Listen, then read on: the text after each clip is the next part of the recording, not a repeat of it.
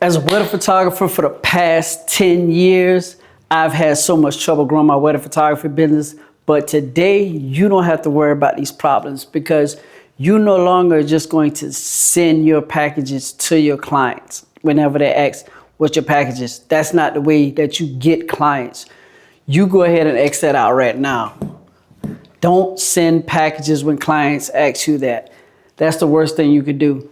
Instead, I'm going to show you the shoot to get paid wedding process.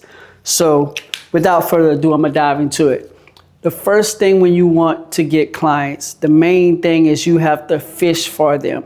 And the fishing is going to be on social media, whether it be TikTok, Instagram, Facebook, YouTube Shorts. These are the platforms that you're going to put 20-second reels, like creating content. Sometime I know photographers love to talk and yap about certain things a lot of time, but the goal of shooting content is to beat the algorithm.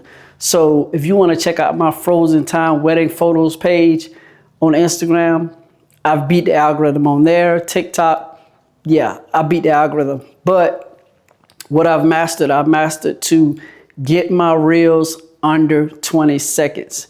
Right now I'm going at about 12 seconds.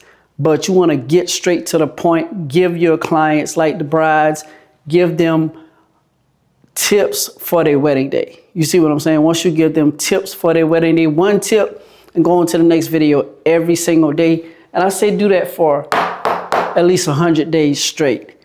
Once you do that, get comfortable with creating that type of content, you're going to see a lot of traction, right? So photos, you can put those on your page as well just to show your work. But the reels are going to get you more people on your page, more eyes to your page, because Instagram, all these other platforms, as you can see, video is winning and they're going to go with whatever's winning. So create the videos.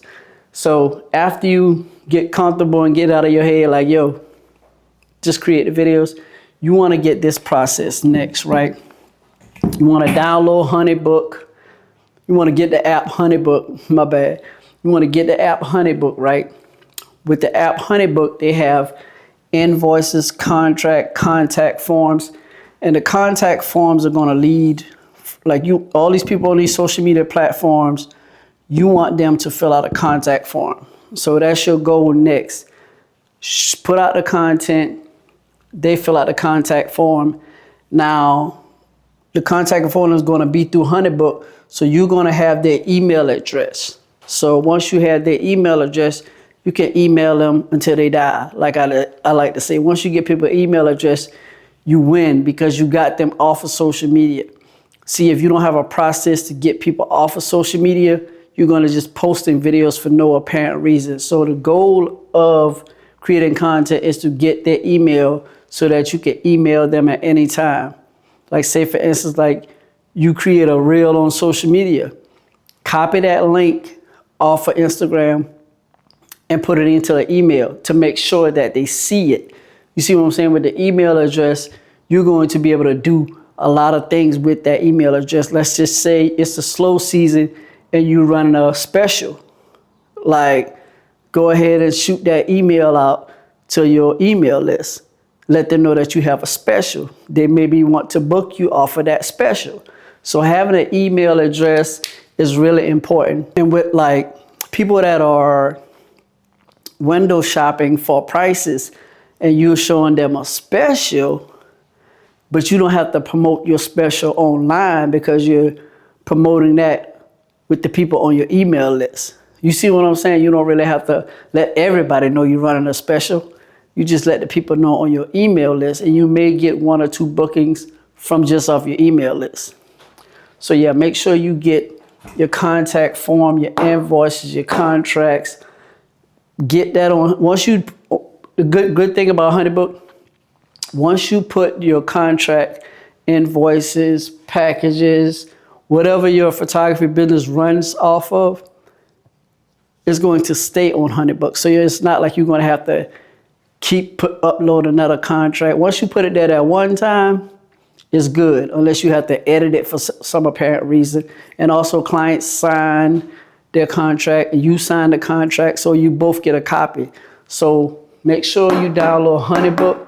That's the next part of the process.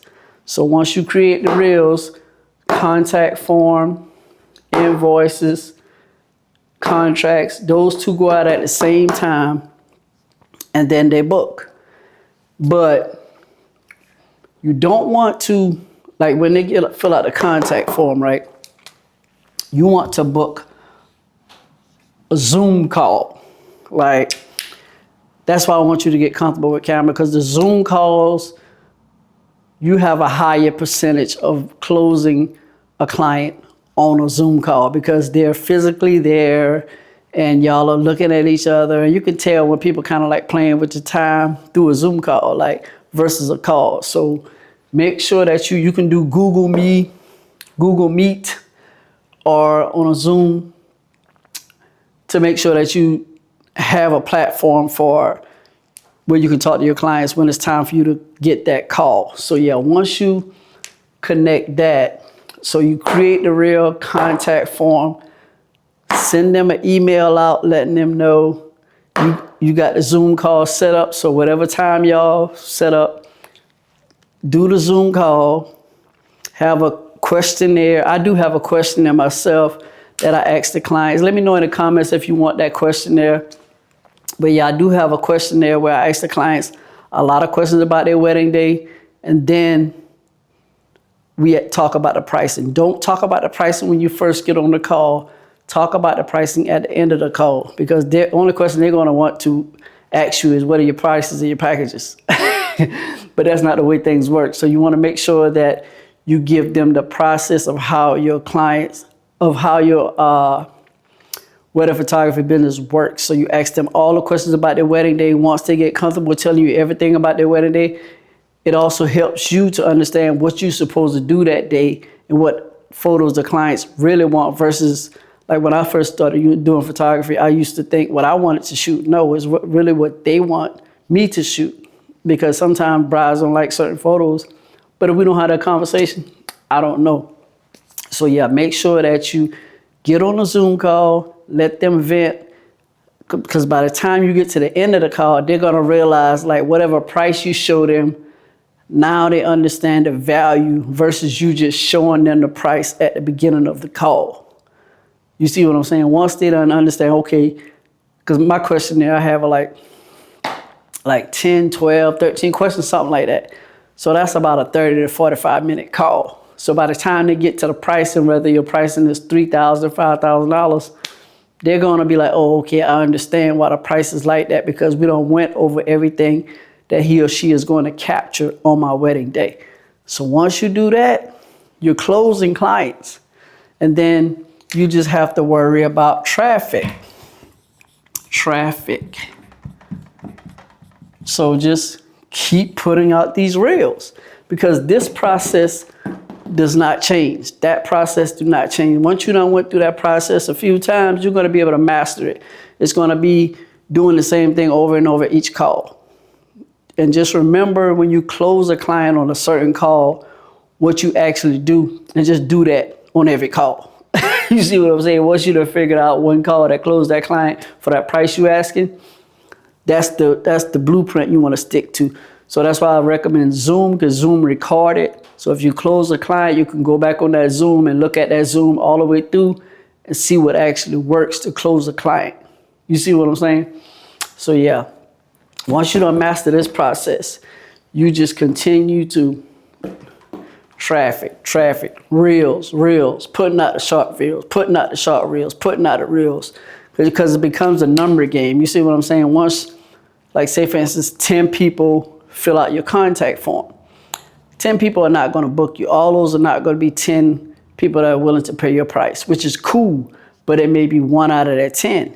So now if you get 30 people that contact you through your contact form, that's going to be 3 clients. You see what I'm saying? Now it becomes a number game. Like if you get 50 people to fill out your contact form, you're going to have 5 clients. You see what I'm saying? Once you just multiply your message and multiply the maximum number of people that you're going to book, you see what I'm saying? Once you don't figure that out, it all becomes a number game, because Once you done master this process, the closing process, nothing else matters. So yeah, comment below and let me know, how do you feel about this business so you can grow your photography business? Let me know if you understand it, because if you don't understand it, I can hop on a Zoom call and really break it down with a better presentation.